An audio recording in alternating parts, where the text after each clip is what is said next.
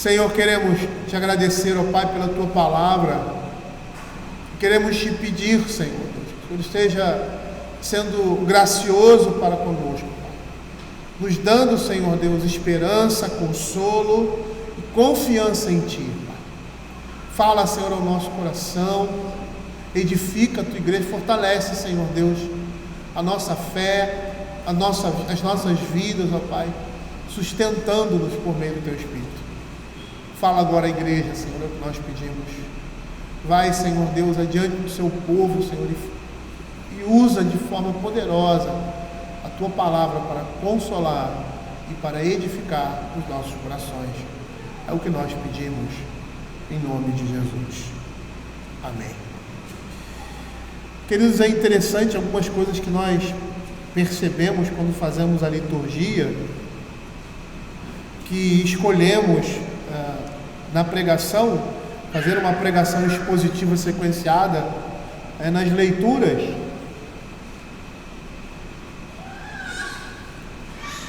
que são leituras que escolhemos determinados livros e seguimos a sequência dessa leitura, como foi no Salmo 5 e Isaías, que acabamos de proferir, se juntando à temática dessa pregação de Provérbios capítulo 15. E são essas coisas que nos fazem e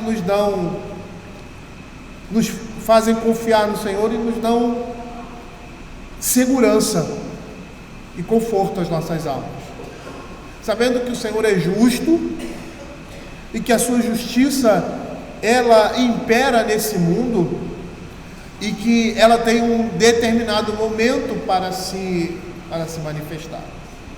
Quando tiranos se levantam e oprimem o povo de Deus, e essas coisas acontecem, em primeiro lugar, porque nós estamos no mundo de pecado, mas Deus usa todas essas coisas para disciplinar seu povo, para ensiná-los e também para mostrar a sua justiça sobre esses que perseguem a igreja, que oprimem o pobre, a viúva, o estrangeiro, o órfão, trazendo juízo sobre eles. E é isso que nós vamos ver aqui nesse salmo, nesse provérbio. Provérbios capítulo 15, versos de 25 a 29.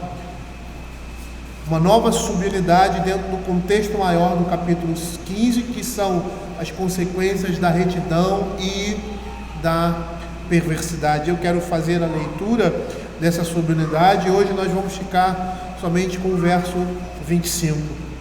A palavra do Senhor diz assim: o Senhor deita por terra a casa dos soberbos, contudo mantém a herança da viúva. Abomináveis são para o Senhor os desígnios do mal, mas as palavras bondosas lhe são aprazíveis. O que é ávido por lucro desonesto transtorna a sua casa, mas o que odeia o suborno esse viverá. O coração do justo medita no que há de responder, mas a boca dos perversos transborda maldades.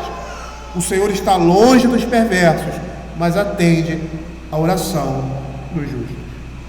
Nos versos 25 a 29, nós temos aí uma nova subunidade que vai apresentar o seguinte tema: o destino dos justos e dos perversos. E esse tema ele está dentro do tema maior do capítulo 15, que começa no verso 5 e termina até o final do capítulo, que são as consequências da retidão e da perversidade, que ainda está subjugado ou inserido dentro de um contexto maior, que começa no capítulo 10 e vai até o capítulo 22, se eu não me engano, do livro de Provérbios, que fala da oposição, ou seja, da antítese do caminho do justo e do caminho do perverso. Perceba que a partir desses versos nós vemos com mais clareza o destino dos justos e dos perversos, que no contexto dessa subunidade maior se diferenciam pela obediência à instrução ou pelo desprezo dela, que nós vimos do verso 20 até o verso 23. A referência ao Senhor nos versículos 25, na sua primeira parte: o Senhor deita por terra a casa dos soberbos, E a mesma referência, ou seja, a reiteração dessa referência no verso 29, o Senhor está longe dos perversos, forma um anexo, um todo, que apresenta uma relação lógica com esta subunidade, conferindo a essa subunidade profundidade teológica com a seção anterior, porque o Senhor é quem determina esse destino por meio da sua providência, destino dos justos e dos perversos. E essa subunidade vai mostrar que o Senhor protege aqueles que andam no caminho da vida, que ouvem as suas instruções e se aproxima deles para ouvir as suas orações em meio às suas crises, como diz lá o verso 29, mas atende à oração dos justos. Essa subunidade ela vai consistir em duas partes. A primeira parte, nós vamos perceber que ela está estruturada em torno da palavra casa, associada à ruína do perverso. O Senhor deita por terra a casa dos perversos, contudo mantém a herança da viúva. Essa primeira parte vai do verso 25 até o 27, quando repete mais uma vez essa expressão casa, mostrando aí a primeira parte dessa estrutura. O que é hábito por lucro desonesto transtorna a sua casa. A segunda parte vai do verso 28 ao verso 29 e conclui o contraste entre os retos e os perversos da subunidade anterior, usando para isso uma disposição estruturada, que nós estamos vendo aqui, paralelística, no verso 28, justo e perverso, e no verso 29, perverso e justo. E o verso 25, ele vai dizer assim: o Senhor deita por terra a casa dos soberbos, contudo mantém a herança da viúva. E Bruce Waltke, ele propõe uma tradução mais literal. Eu não sei se eu já expliquei aqui para os irmãos, como se desenvolve muitas vezes traduções, principalmente traduções poéticas, onde determinadas traduções elas dão preferência e tentam reconstruir vamos dizer assim, essa harmonia poética, e outras que estão mais preocupadas com o puro sentido da expressão, ou seja, o que o texto está dizendo, pura e simplesmente, literalmente, não se preocupam muito com essa estrutura poética, não que desprezam. E aí você tem essas duas traduções: o Senhor deita por terra a casa dos soberbos, contudo mantém a herança da viúva, e uma tradução, vamos dizer, mais literal, que não despreza completamente essa relação poética, mas diz assim: o Senhor arranca da terra a casa dos orgulhosos, mas coloca no lugar a divisa da viúva. O que esse verso está nos dizendo? Esse verso sugere que os opressores que se aproveitam dos fracos no caminho da vida, eles serão exterminados por Deus, que é o fogo consumidor que devora os perversos sem destruir o seu povo. E é lógico que a referência aqui, a primeira referência aqui, é em relação à oposição que o povo de Deus tem nesse mundo. E dentro dessa relação, isso me faz lembrar, dentre algumas situações da igreja na sua palavra, na palavra de Deus, do Egito. Quando os egípcios foram subvertidos em meio ao mar, depois de serem arrasados pelas pragas vindas do Senhor, salvando o seu povo da escravidão e saindo com grandes despojos, o Senhor arranca da terra a casa dos orgulhosos, mas coloca no lugar a divisa da viúva. E lá é interessante essa comparação, porque a gente vê ali o povo de Israel no Egito sofrendo a opressão, uma opressão injusta sobre eles.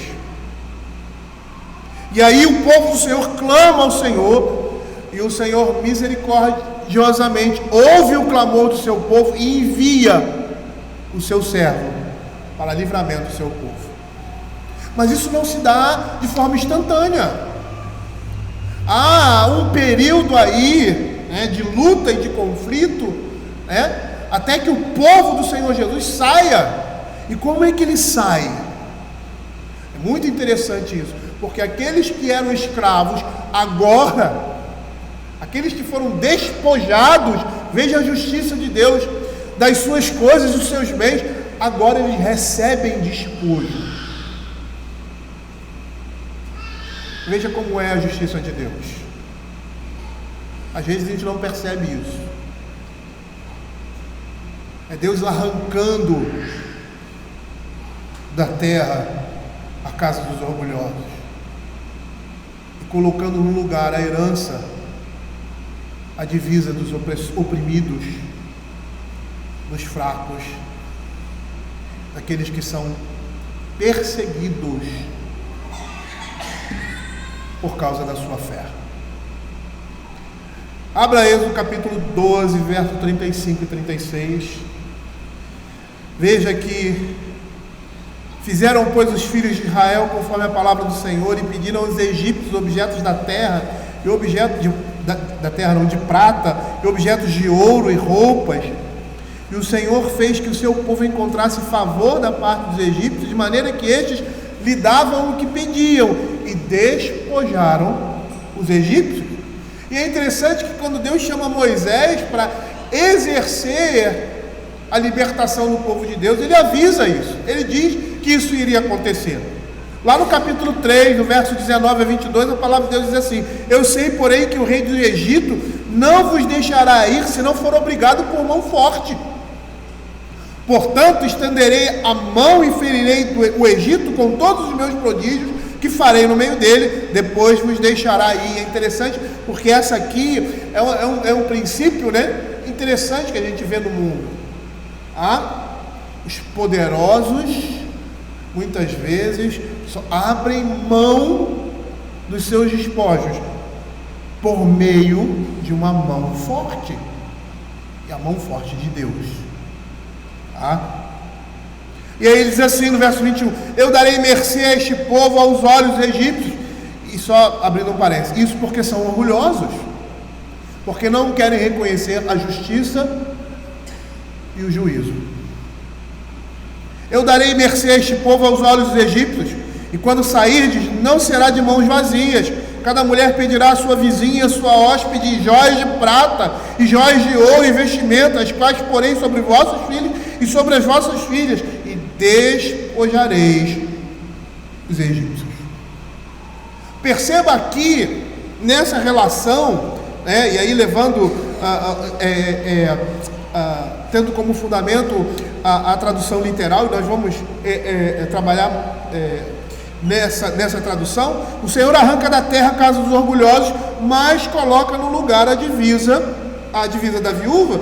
Perceba que nesse paralelismo nós temos aí em contraste: o Senhor arranca da terra e o Senhor coloca no lugar. E a casa dos orgulhosos em oposição à divisa da viúva. Casa aqui é uma figura de linguagem que representa os meios necessários para uma pessoa se manter. Significa que quando essa casa é arrancada da terra, seu proprietário é eliminado para sempre.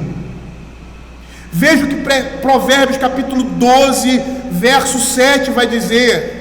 Diz assim a palavra do Senhor: os perversos serão derribados e já não são, mas a casa dos justos permanecerá. Provérbios capítulo 14, verso 11: a casa dos perversos será destruída, mas a tenda dos retos florescerá. Perceba aqui o princípio da justiça de Deus. Quando o povo de Israel estava no deserto, e eles estavam caminhando por uma cidade, eles estavam caminhando para a cidade prometida, para a cidade santa, e eles chegam nessa cidade santa, habitam nessa cidade como promessa de Deus. Mas o que o livro de Hebreus vai dizer, o que o próprio Josué vai falar àquele povo? Que aquele não era o descanso deles. Aquilo era uma imagem desse descanso. O que nós temos aqui é uma imagem da justiça de Deus que se manifesta nesse mundo, apontando para as últimas coisas. Os juízos de Deus e a justiça permanecem, não somente porque Deus criou, e esse é o principal motivo, todas as coisas, sustentado na sua justiça e na sua retidão, e apesar do pecado, isso permanece, mas porque essa perspectiva também é a perspectiva da Terra Santa, do lugar onde nós, igreja, iremos viver eternamente. Essa justiça será algo presente lá, a justiça, a santidade de Deus, e essas coisas permeiam esse mundo que aguarda o final de todas as coisas. Quando ele diz que os perversos derribados já não são, serão derribados já não são, nós podemos ver que os juízos temporais de Deus se manifestam, mas eles não são cabais, ou seja, não são finais, porque esse juízo vai se manifestar de forma cabal e final no último dia, em toda a eternidade. Mas é por causa dessa justiça e desse juízo que caracteriza o Criador e o Senhor desse mundo, que nesse mundo o mal não prevalece. E é interessante nós percebermos isso, porque a gente olha para o nosso lado, como Abacuque, né? Olha para um lado, olha para o outro, eu não estou vendo isso. E o Senhor usou dos seus juízos temporais sobre Israel com a Babilônia. Mas o que ele fez depois? Ele usou esse juízo porque o povo de Deus estava andando em pecado, porque o povo de Deus estava se desviando da palavra de Deus, porque o povo de Deus se desviou dos caminhos do Senhor. E o Senhor trouxe juízo sobre o povo de Deus, sobre o seu povo. A história da humanidade, a história desse mundo, ela tem um veio só. E esse veio que você não ouve na escola, porque eles nem citam quando falam em história da Reforma Protestante. Esse veio é o veio religioso. A história da humanidade, ela está sustentada, ou ela é secundária. Segunda Guerra, Primeira Guerra e outras coisas são secundárias ao seu fundamento, que é a história da revelação, a história da redenção. E é isso que sustenta. Todas as outras coisas são periféricas e estão relacionadas a essa história, a essa luta nossa, a nossa libertação do pecado.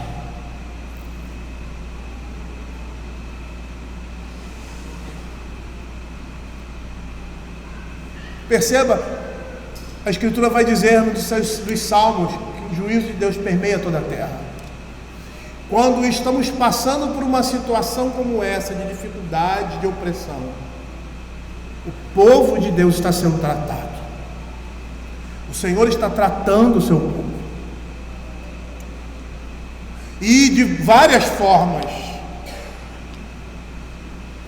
Mas aqueles que são instrumentos de opressão da Igreja de Cristo, eles irão sofrer as consequências.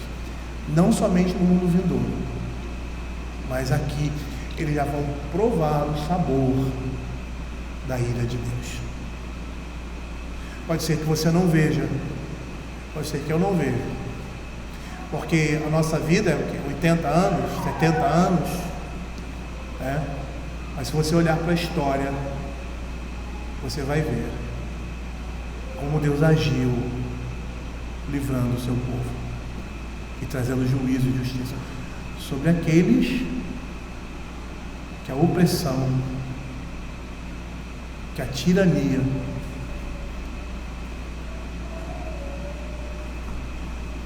alcançou. Provérbios capítulo 14, verso 11 diz assim: a casa dos perversos será destruída, mas a tenda dos retos florescerá.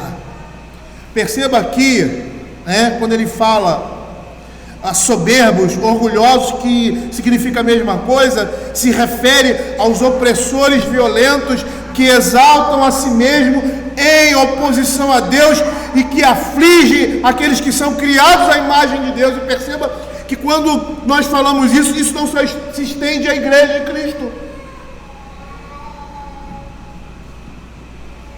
Olha o que o Salmo 140, versos 5 e 6, 12 e 13 vai dizer: os soberbos ocultaram armadilhas e cordas contra mim, estenderam-me uma rede à beira do caminho, armaram ciladas contra mim. Digo ao Senhor: tu és o meu Deus, acode, Senhor, a voz das minhas súplicas. Verso 12 e 13: sei que o Senhor manterá a causa do oprimido e o direito do necessitado. Assim os justos renderão graça ao teu nome, os retos habitarão na tua presença. O Senhor se enfurece ao ver o fraco ser oprimido, vai contra a sua justiça, a justiça divina. Abra aí Deuteronômio capítulo 24, verso 14 e 15. Deuteronômio capítulo 24, verso 14 e 15. Não oprimas o jornaleiro pobre e necessitado, seja ele teu irmão estrangeiro que está na tua terra e na tua cidade. No seu dia lhe darás o seu salário antes do pôr do sol, porquanto é pobre, e disso depende a sua vida, para que não clame ao Senhor contra ti, e haja em ti pecado. Abra 2 Samuel, capítulo 12, verso de 1 a 6. E nessa história em que Natã repreende a Davi, ele mostra que a atitude de Davi foi contra a justiça divina, não somente pelo seu pecado de adultério, não somente pela trama, mas por ter usado isso contra uma pessoa que estava numa situação de fragilidade em relação a ele. E a história que Natã conta mostra esse princípio, e Davi se indigna, ele se ira por causa disso. Veja a história. O Senhor enviou Natã a Davi. Chegando Natã a Davi, disse-lhe: havia numa cidade 2 homens, um rico e um pobre, e outro pobre. Tinha o rico ovelhas e gado em grande número, mas o pobre não tinha coisa nenhuma, senão uma cordeirinha que comprara e criara, e que em sua casa crescera junto com seus filhos. Comia do seu bocado, do seu copo bebia, dormia nos seus braços, e a tinha como filha. Vindo um viajante ao homem rico, não quiseste tomar das suas ovelhas e do gado para dar de comer ao viajante que viera a ele, mas tomou a cordeirinha do homem pobre e preparou para o homem o que lhe havia chegado. Então o furor de Davi se acendeu sobremaneira contra aquele homem e disse a Natã: tão certo como vive o Senhor, o homem que fez isso deve ser morto, e pela cordeirinha restituirá 4 vezes porque fez tal coisa e porque não se compadeceu. Veja a ira de Davi com relação à atitude nessa parábola de um homem que foi impiedoso,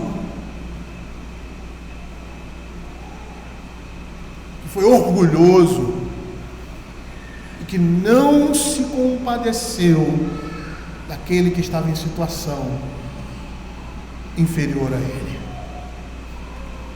E aí o que Natã diz: este homem é você, Davi.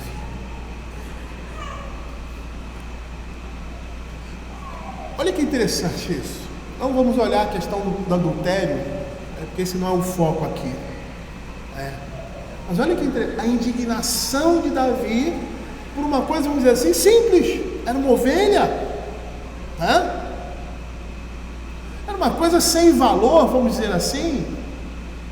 Mas quando nós olhamos e percebemos o contexto em que isso acontece, é um contexto de quê? De soberba, de falta de piedade, falta de misericórdia, de compaixão. E a ira de Davi, de certa forma, representava a ira de Deus sobre o pecado. E quando nós olhamos isso, nós vemos como Deus é misericordioso. Diante da nossa indiferença, diante da nossa altivez, diante do nosso orgulho, quando não nos apiedamos daqueles que precisam do nosso auxílio e da nossa ajuda. Eu me lembro da parábola do samaritano, do bom samaritano. Aqueles homens passaram por ali, viram aquele homem em uma situação deprimente, provavelmente sabiam que aquele homem foi assaltado, ele foi vilipendiado, ele não era um mendigo, como nós temos nos nossos dias, mas eles olham e passam de lado, não tiveram misericórdia, nem compaixão pelo sofrimento daquele homem. Abra o Salmo 94, veja o que esse salmo vai dizer. O título da Sociedade Bíblica do Brasil é Apelo para a Justiça de Deus. Eu quero ler até o verso 23. Veja, preste bem atenção nessa leitura. Ó Senhor Deus das vinganças, ó Deus das vinganças, resplandece. Exalta-te, ó juiz da terra, dá o pago aos soberbos. Até quando, Senhor, os perversos? Até quando exultarão os perversos? Proferem impiedades e falam coisas duras, vangloriam-se os que praticam a iniquidade, esmagam o teu povo, Senhor, e oprimem a tua herança, matam a viúva e o estrangeiro, e aos órfãos assassinam. Percebam que o salmista está dizendo que essas coisas estão acontecendo, ele está clamando ao Senhor. E dizem, o Senhor não vê, nem disso faz caso o Deus de Jacó. Atendei, ó estúpidos entre o povo, e vós insensatos, quando sereis prudentes? É Deus respondendo. O que fez o ouvido, acaso não ouvirá? E o que formou os olhos, será que não enxerga? Muitas vezes a opressão e o pecado permanecem pela falta de oração da igreja. Porque nós não clamamos sobre essas coisas, porque para nós essas coisas na realidade não são importantes. Porque quando há alguma coisa importante e essencial para nós não estamos ali, como foi para Ana. Ana era uma mulher estéril, o que ela fez? Ela se desesperou diante do Senhor. E se você for olhar os salmos de Davi, o que ele fez diante da opressão? Se desesperava diante do Senhor, clamava constantemente a Ele, porque era uma necessidade, era algo que eles queriam, desejavam profundamente em suas almas. Continue comigo aqui na leitura. Porventura, quem repreende as nações não há de punir? Aquele que aos homens dá conhecimento não tem sabedoria? O Senhor conhece os pensamentos do homem, que são pensamentos vãos. Bem-aventurado o homem, Senhor, a quem tu repreendes, a quem ensinas a tua lei, para lhe dares descanso dos dias maus, até que se abra a cova para o ímpio. Pois o Senhor não há de rejeitar o seu povo, nem desamparar a sua herança. Ou seja, ele está dizendo assim, essas coisas não vão continuar. Não vão continuar. Mas o juízo se converterá em justiça, e seguirão todos os de coração reto.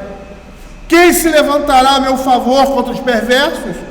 Quem estará comigo contra os que praticam a iniquidade? Se não fora o auxílio do Senhor, perceba que é o salmista que está falando aqui, já a minha alma estaria na região do silêncio. Então ele reconhece o auxílio do Senhor em meio a essas tribulações, apesar de clamar ao Senhor na sua provação.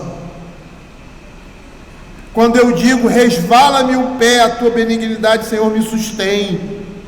Nos muitos cuidados que dentre mim se multiplicam, as tuas consolações me alegram a alma. Percebam que no momento da dificuldade o Senhor estava dando um refresco a ele, estava consolando a sua alma, porque nós temos um dito evangelho aqui, que o crente não sofre, que o crente não passa provação. Nós nos esquecemos que somos pecadores, que estamos no mundo de pecado, que pecamos, e os nossos pecados trazem juízo sobre nós. É a lei da gravidade, muitas vezes, né? Se você se jogar em determinado lugar, você vai cair, vai se machucar. É a lei da gravidade.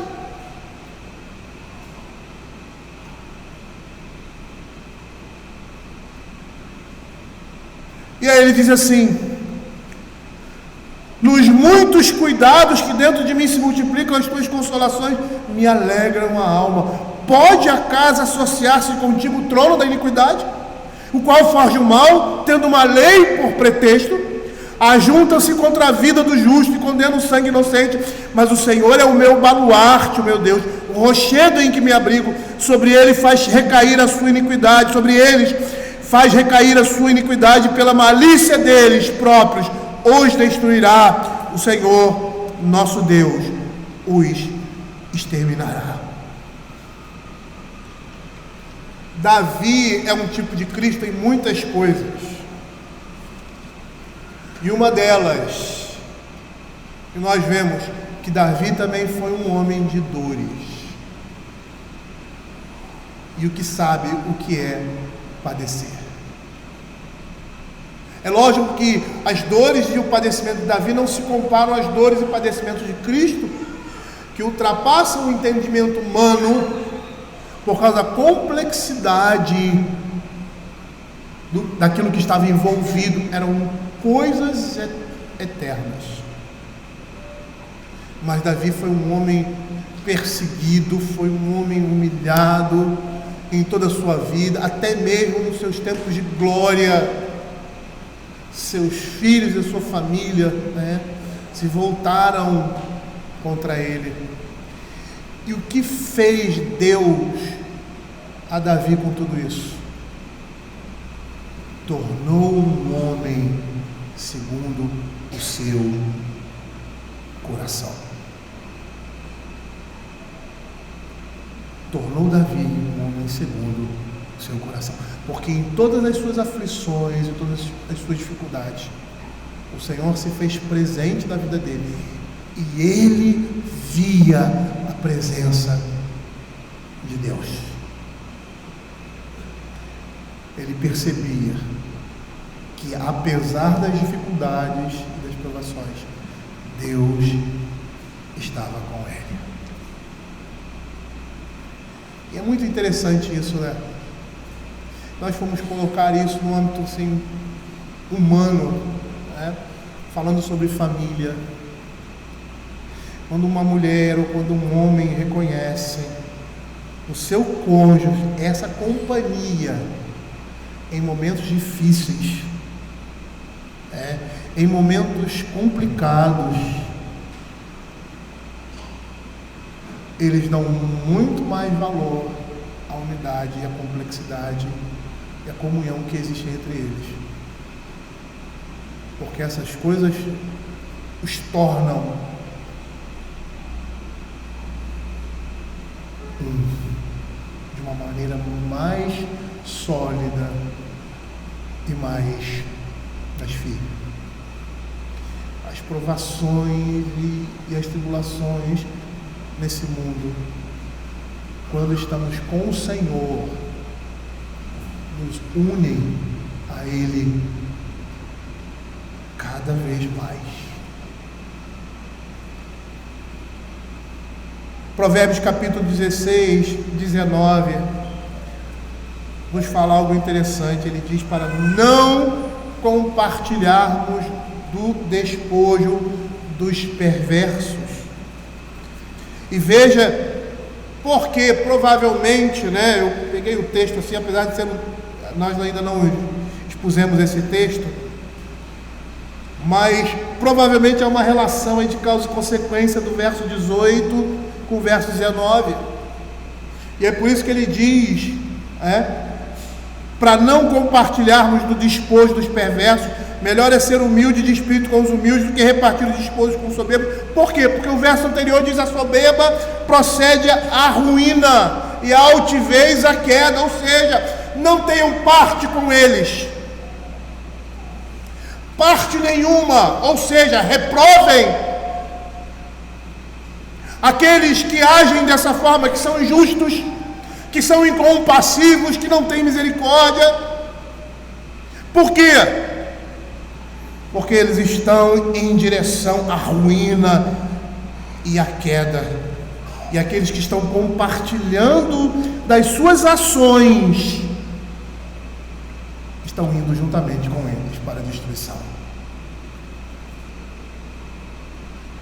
Perceba aqui nesse verso que a sua segunda parte, esse paralelo, fala completamente o oposto em relação ao perverso. O Senhor destrói, aniquila a casa dos soberbos, dos orgulhosos, contudo mantém, ou pela tradução que nós vimos, coloca, estabelece a divisa da viúva. E aqui, viúva, nós vamos perceber que vai ser uma designação genérica para todos aqueles que estão em situação de vulnerabilidade. Divisa aqui tem um sentido de uma propriedade essencial para a vida, tem a ideia de um limite ou fronteira. Perceba que é o paralelo de casa, com aquilo que uma pessoa precisa para se manter. Bruce Waltz, comentando esse verso, ele diz que os desonestos mudam a marca da divisa de lugar até que a menos que haja correção, passam a ter um pedaço maior de terra. Ou seja, o que está acontecendo aqui era uma coisa muito comum que acontecia nos tempos antigos. Porque lá no contexto deles, da época, uma viúva podia receber a propriedade de seu marido falecido, mas seria possível que ela não tivesse condições ou força para trabalhar nessa terra. E por causa disso as pessoas se aproveitavam desses em situação de vulnerabilidade. A Escritura fala recorrentemente, principalmente ali no Antigo Testamento. É por isso que o apóstolo Paulo fala de um ministério que existe na igreja, das viúvas, onde a igreja tem a responsabilidade de sustentar, de ajudar financeiramente, manter aquelas pessoas, porque elas não têm ninguém por si.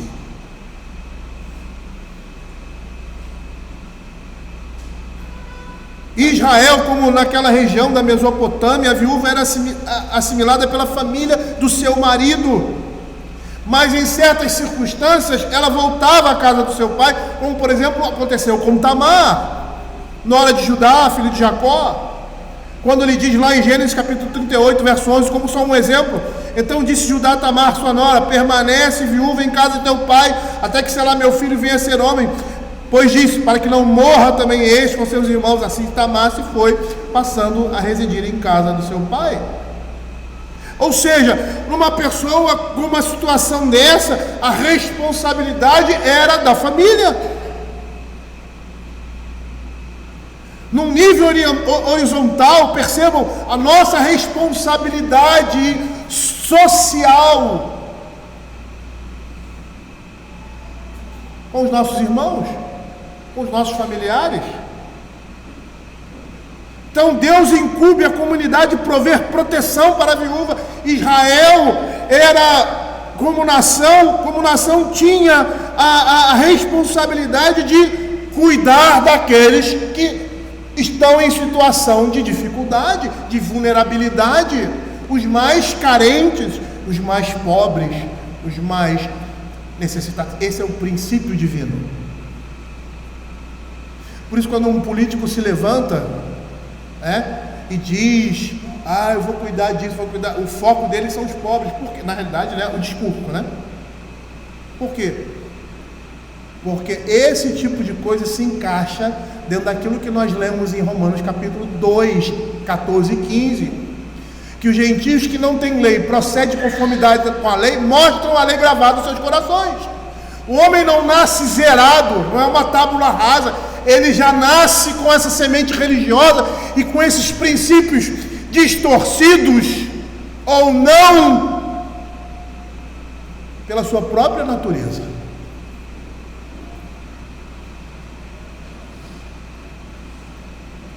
Veja o que Êxodo capítulo 22, verso 22 vai dizer, até o verso 25. A nenhuma viúva nem órfão afligireis, se de algum modo os afligirdes, eles clamarem a mim, eu lhes ouvirei o clamor. A minha ira se acenderá, e eu vos matarei a espada, vossas mulheres ficarão viúvas, e vossos filhos órfãos. Se emprestares dinheiro ao meu povo, ao pobre que está contigo, não te haverás com ele como credor que impõe juros. Veja o que Deus está falando. Esse é um princípio que não deve somente, ou seja, era o povo de Deus, mas não norteava somente o povo de Deus, mas norteava as relações humanas. Quando Deus estabelece governos e lideranças, é com esse propósito, para trazer juízo, justiça e equidade em uma sociedade. A sua maior preocupação deve ser o indivíduo, o bem público.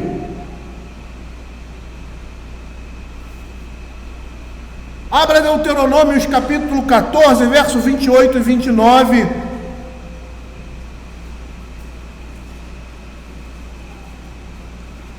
Veja o que a palavra de Deus diz: ao fim de cada 3 anos tirarás todos os dízimos do fruto do 3º ano e os recolherás na tua cidade. Então virá o levita, pois não tem herança nem parte contigo. Ou seja, quem era o levita? O levita era aquele que vivia exclusivamente do serviço ao templo. Ele tinha lá o seu, vamos dizer assim, os seus animaizinhos, só para a sua simples subsistência. E o povo de Israel era responsável em sustentar e manter os levitas, porque eles se dedicavam exclusivamente ao serviço do Senhor. E naquele tempo como hoje, o serviço do Senhor não dava dinheiro, apesar de receberem das ofertas. Parte da oferta que era dada, era para o sustento dos levitas, era oferecido ao Senhor. Ele tirava aquilo que era para o sustento dele, que a lei de Deus ordenava. Mas o Senhor determinou que os outros povos, as outras tribos, mantivessem os seus levitas.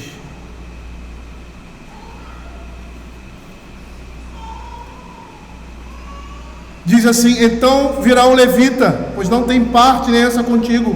O estrangeiro, órfão e viúva que estão dentro da tua cidade comerão e se fartarão, para que o Senhor teu Deus te abençoe em todas as obras que as tuas mãos fizerem.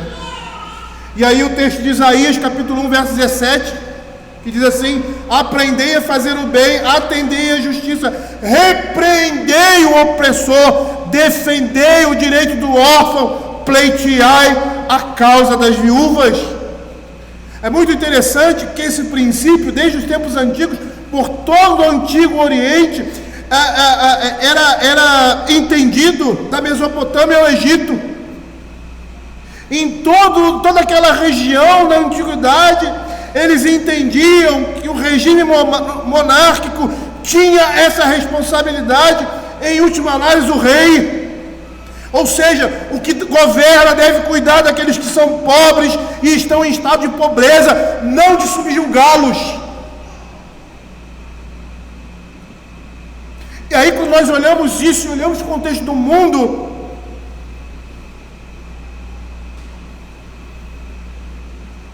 nós vemos pessoas que querem assumir o controle total sobre outras, e o motivo não é outro senão financeiro, dinheiro, poder. Mas eles não estão ali com esse propósito. O propósito de Deus, ao dar poder a esses homens, é para que eles exerçam a justiça e o juízo numa sociedade, num mundo em que o pecado habita, e pobres, necessitados, pessoas em dificuldades, irão necessitar da ajuda e do auxílio para que possam sobreviver. Às vezes a gente olha só, é o pobre, a pessoa paupérrima. Não é só com relação ao pobre, é a nação como um todo. Porque todos nós, de certa forma, por mais bem situados que estejamos, vamos cair na mesma situação.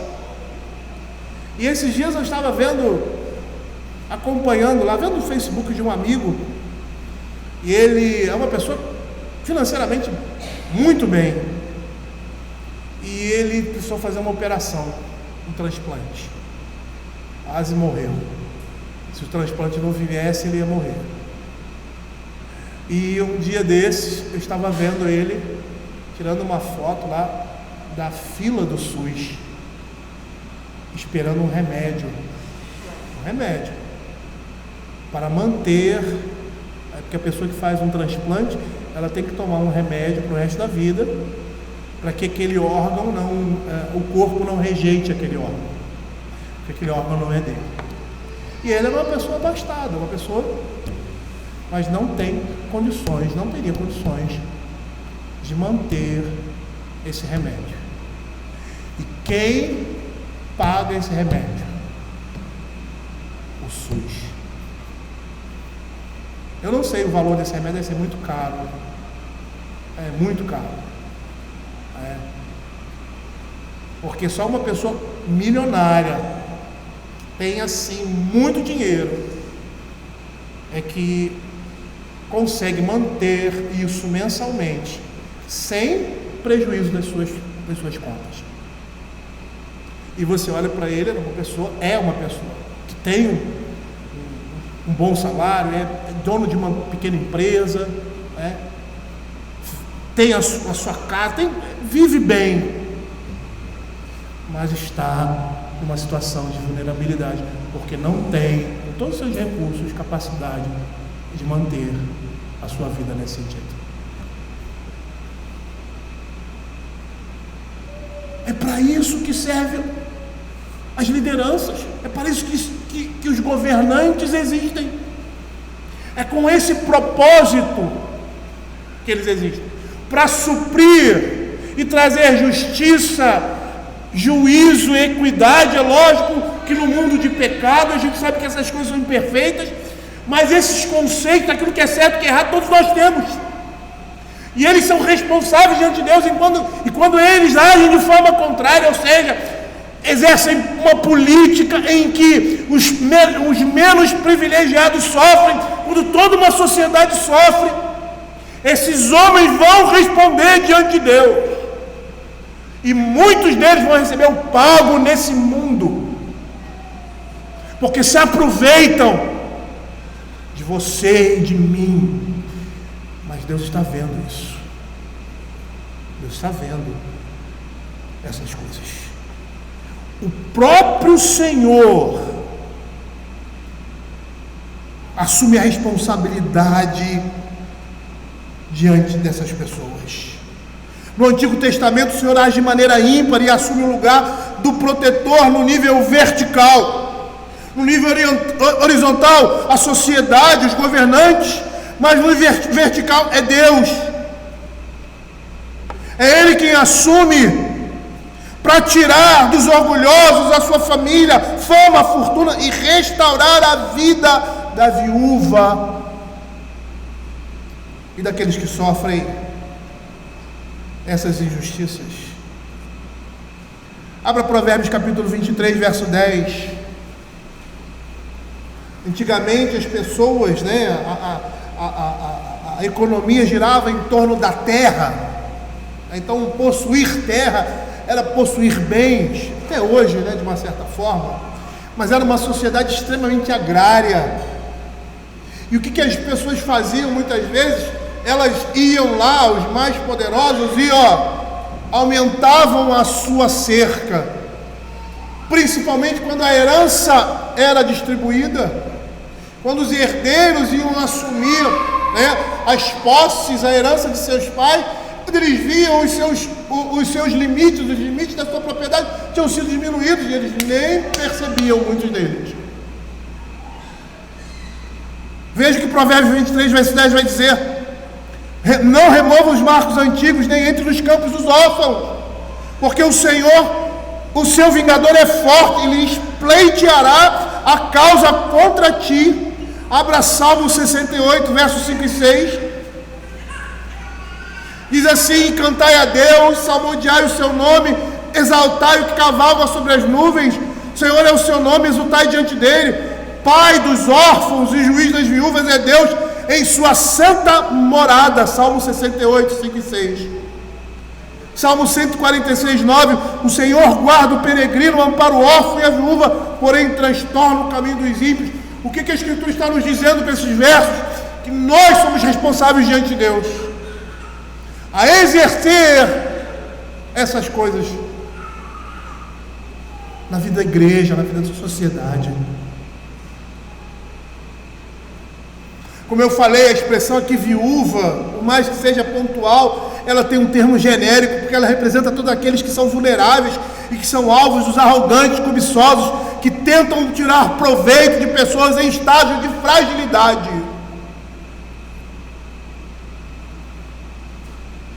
Veja o que a Escritura vai dizer a respeito disso. Provérbios capítulo 14, verso 31, abra aí. Diz assim: o que oprime ao pobre insulta aquele que o criou, mas a este honra o que se compadece do necessitado. Provérbios 19, 17. Quem se compadece do pobre ao Senhor empresta, e este lhe paga o seu benefício. Deuteronômios 27, 19.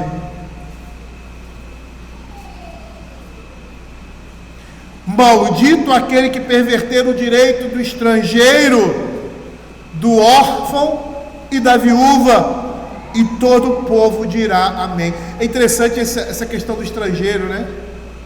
Porque o estrangeiro, independente da sua condição financeira, ele é uma pessoa vulnerável num outro país. Ele é uma pessoa vulnerável. Ele não conhece as regras plenamente, ele não conhece os direitos plenamente dos cidadãos, ele não conhece aquela terra, ele não sabe dos meandros daquele país, por mais que tenha pesquisado, ele está numa situação de vulnerabilidade e deve ser ajudado.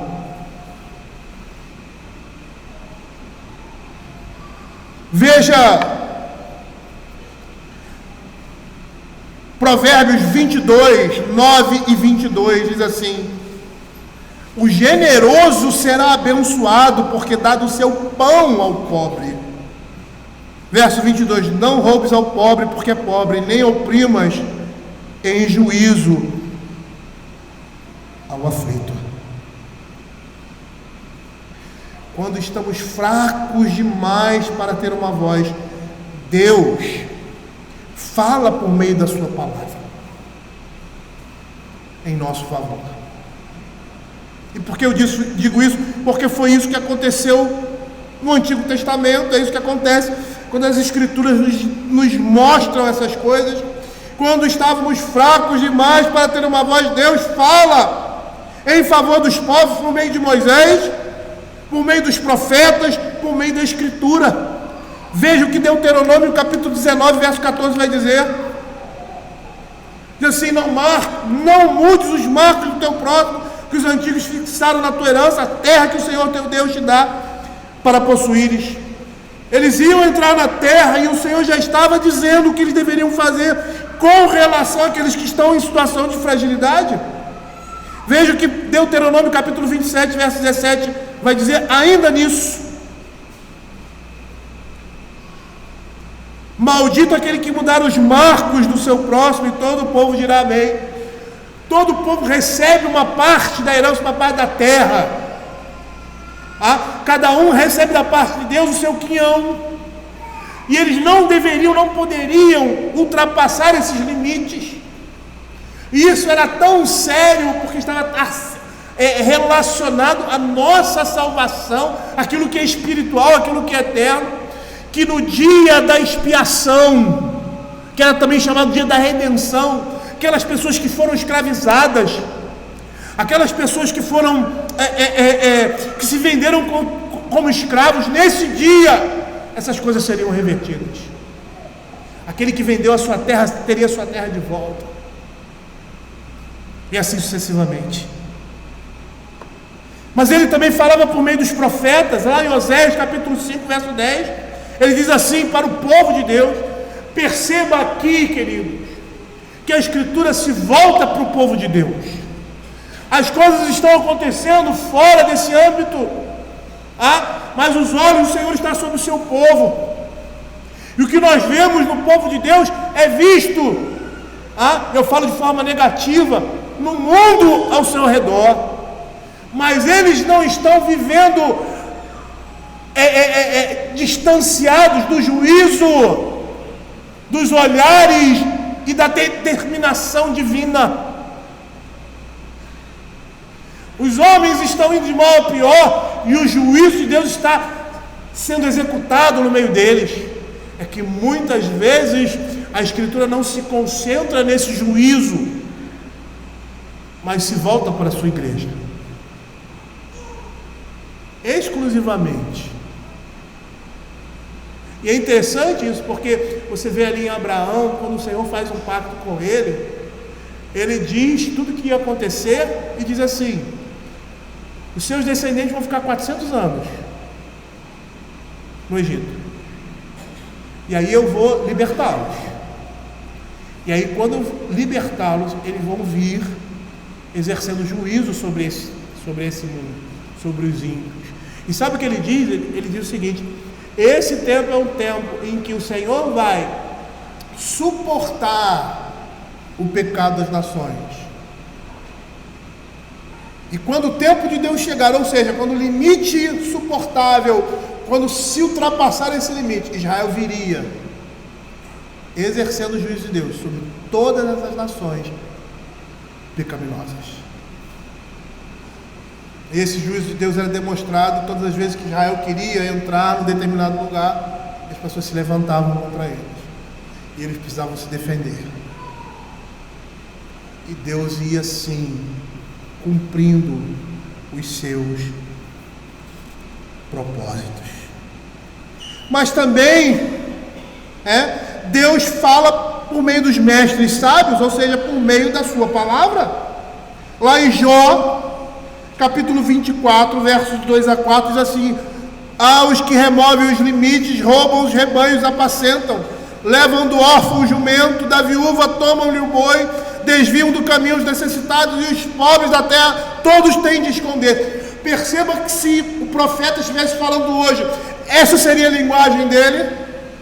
Ele falaria em rebanho, ele falaria em boi, não, ele falaria nas coisas que nós temos visto, não somente no nosso país, mas nesse mundo.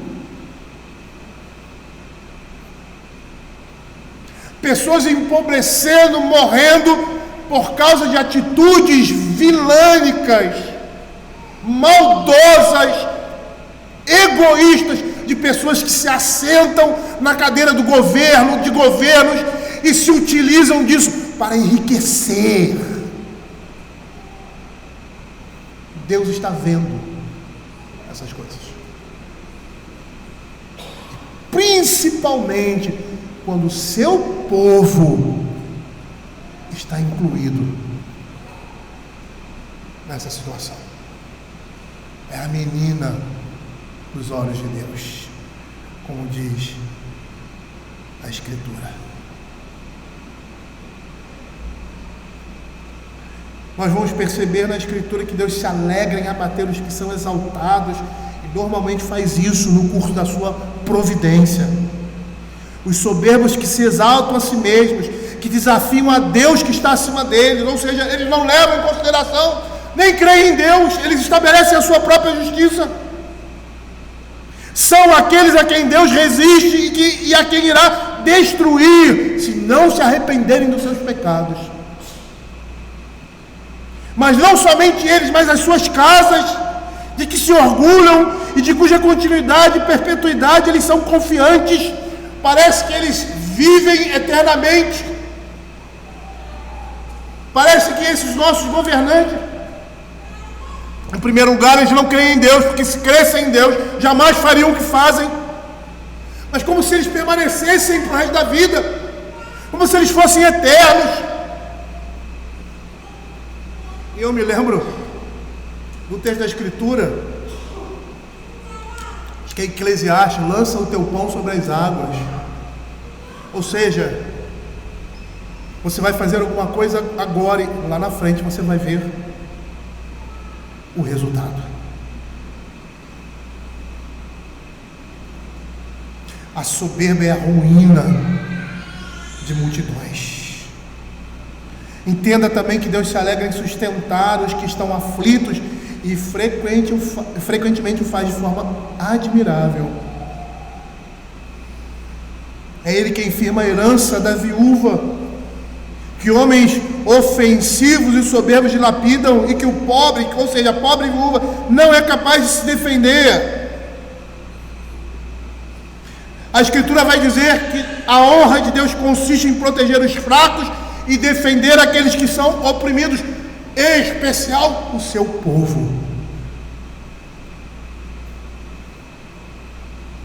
Queridos, eu quero terminar a nossa exposição, e não tem como olhar esse texto e não voltar os nossos olhos para o nosso país. Sabe por que os profetas foram perseguidos e foram mortos?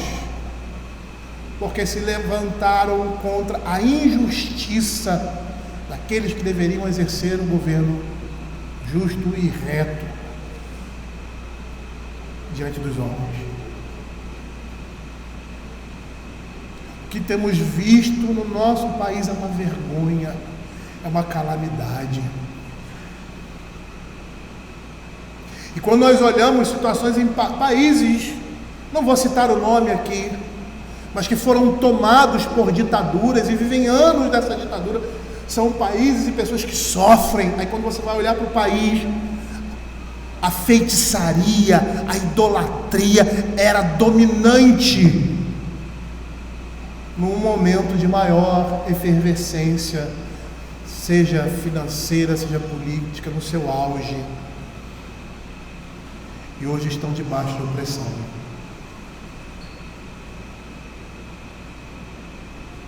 Esse é o princípio. Dos homens também é requerido a adoração, o louvor e o reconhecimento. Aqueles que estão fora da igreja. E esse juízo de Deus sempre vem sobre eles. E nós estamos inseridos nessa realidade. Se nós estamos passando por situações como a que estamos passando no nosso país, é juízo de Deus sobre nós. Mas devemos clamar ao Senhor por justiça,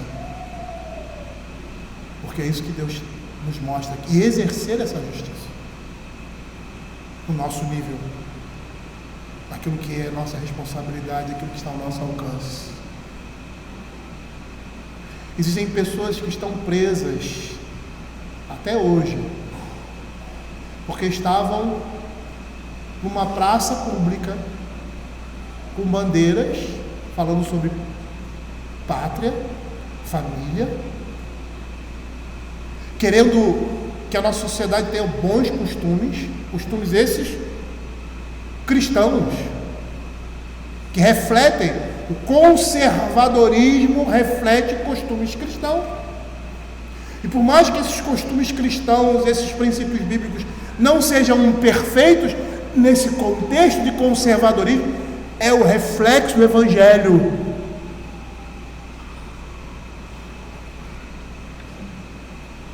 Velhos, crianças que foram colocados em um determinado lugar, uma velhinha que estava com a Bíblia na mão, está presa até hoje. E nós, o que nós estamos fazendo? Aonde está a nossa indignação? Aonde está a nossa oração, o nosso clamor? Diante de tudo que tem acontecido, eu não posso fisicamente fazer nada, eu não tenho poder para isso. Mas nós podemos orar. E no âmbito das nossas relações, clamar pela justiça, viver essa justiça e orar. Orar, porque muitos dos que estão lá são irmãos nossos, que estão injustamente presos, afastar dos seus familiares, por causa de homens perversos, maus, bandidos, homens corruptos, que merecem o juízo de Deus sobre as suas vidas, pela maldade, pela vilania, pela corrupção. Nós precisamos orar pelo nosso país, pela igreja, porque tudo isso, que eles não se enganem, tudo isso tem um inimigo só. Todos esses homens têm um inimigo só. Como já declararam claramente, que esse conceito judaico-cristão é um conceito maldito. E nós, como servos de Deus, devemos clamar a Deus pelo seu povo, para que a sua justiça se manifeste nesse mundo. A gente sabe que não de forma perfeita, no sentido de que será cabal, mas quando Deus exerce o seu juízo temporal, esse juízo é perfeito e apropriado ao momento que está sendo executado, porque é Deus que executa. E nós, crentes, como homens que temem ao Senhor, devemos orar para que essas pessoas recebam uma verdadeira justiça, que esses homens paguem, se não nesse mundo, com certeza no mundo por vir, mas que esse juízo venha, e venha diante dos nossos olhos, para que possamos ver, se for da vontade de Deus, a derrocada do ímpio e o juízo de Deus.